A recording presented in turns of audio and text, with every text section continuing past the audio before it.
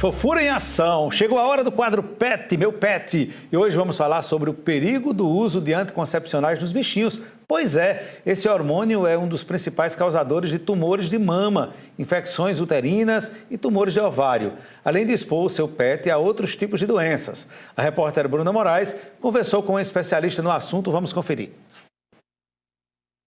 E o uso de anticoncepcionais em pets pode trazer sérios riscos à saúde desses animais, né? Quem vai conversar comigo melhor sobre os métodos contraceptivos é a médica veterinária Ana Clarice.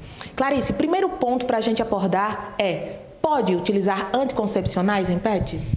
Olha, veja só, a gente não recomenda a utilização dos anticoncepcionais, porque o anticoncepcional, essa injeção, né, que é conhecida popularmente, que é aplicada nas cadelas, nas gatas, ela na verdade é uma bomba de hormônio, é uma quantidade exacerbada de hormônio, se comparada à quantidade de hormônio que a cadela, a gatinha produz. Então, a gente tem muitos efeitos colaterais causados pela utilização desses anticoncepcionais. E aí, quais são esses efeitos?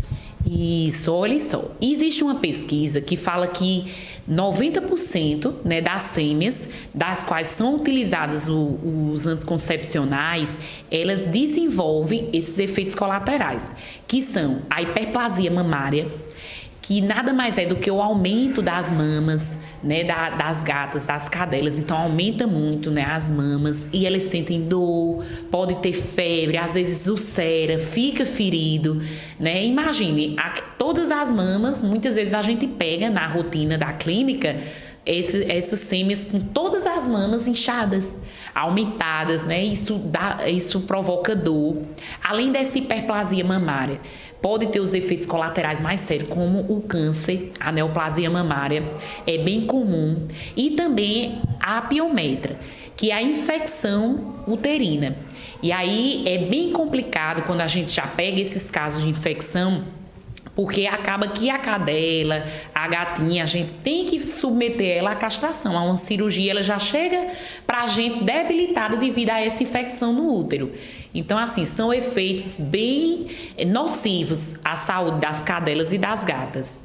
E aí, então, o melhor método indicado seria a castração? Exatamente.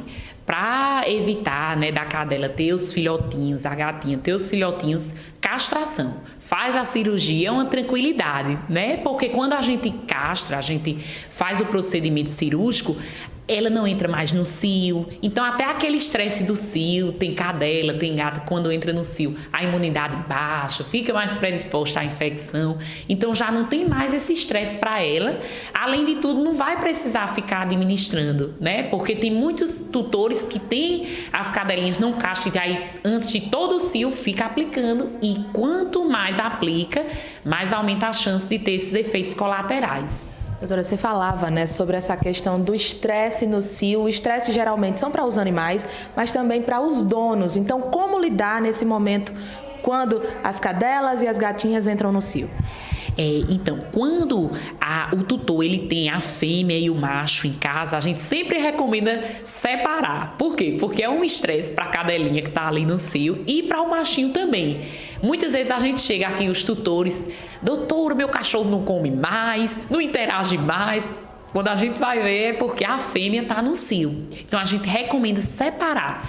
E se não quer que tenha filhotes, que cruze, então já providencia a castração da fêmea e também a do macho, né? Que tem outros, não vem ao caso agora, mas a gente sabe que também os machinhos, a castração a gente recomenda, porque tem alguns efeitos.